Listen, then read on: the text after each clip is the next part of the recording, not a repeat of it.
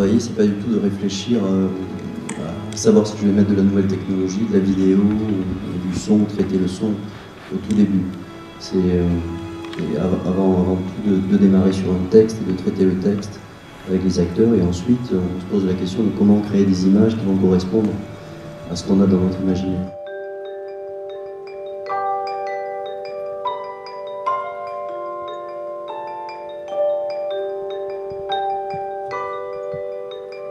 Et ensuite, avec le temps, et avec plusieurs travaux qui ont été faits, on s'est aperçu que Mélancolia ne pouvait pas rester et apparaître uniquement en tant que incarné par une comédienne sur un plateau, sans qu'il y ait un dispositif pour créer une illusion, comme ça sortit de la gravure, parce que Mélancolia est une gravure de Dürer.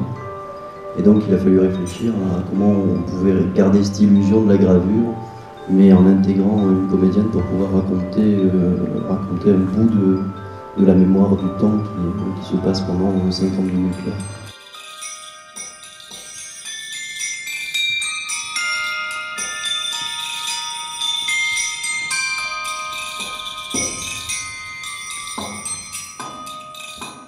Une partie de la mélancolie, c'est de ne pas pouvoir atteindre ce qu'on voudrait avoir. Et ça déclenche une mélancolie, et on a le regard vers ce qu'on aimerait atteindre qui est au loin.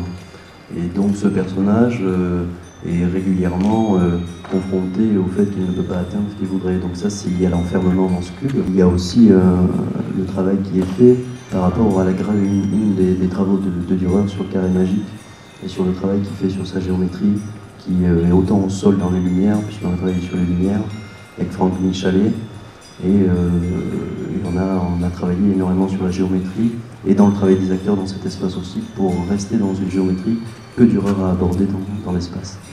C'est un premier épisode d'un travail qui s'appelle Les corps oubliés, le deuxième épisode s'appelle Les cavalières, et le troisième La mort et le diable.